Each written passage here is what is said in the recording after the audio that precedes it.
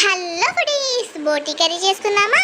ముందుగా స్టవ్ వెలిగించుకుని కుక్కర్ పెట్టుకుని ఆయిల్ వేసుకుని 2 పచ్చిమిరకాయలు ముక్కలుగా కోసేసి వేసుకొని ఆ తర్వాత ఉల్లిపాయలు వేసేసుకుని ఆ తర్వాత టమాటా ముక్కలు మామిడికాయ ముక్కలు వేసేసుకుని ఒక 10 నిమిషాల పాటు బాగా మగ్గనివ్వండి. ఇలా మగ్గిపోయిన దాంట్లో చిటికినంత పసుపు వేసుకుని అలాగే 1 స్పూన్ అల్లం వెల్లుల్లిపాయ వేసుకుని కొంచెం ఉప్పు వేసుకుని బాగా మిక్స్ చేసుకోండి. ముందుగా బోటీని ఒక 10 నిమిషాల పాటు ఉప్పు వేసి పసుపు వేసి ఉడకబెట్టేసుకోండి.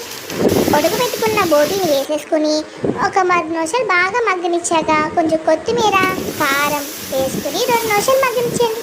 ఆ తర్వాత 2 నుంచి 3 గ్లాసులు వాటర్ పోసేసుకుని ఆచి మటన్ మసాలా వేసేసుకుని కుక్కర్ పెట్టేసుకోండి.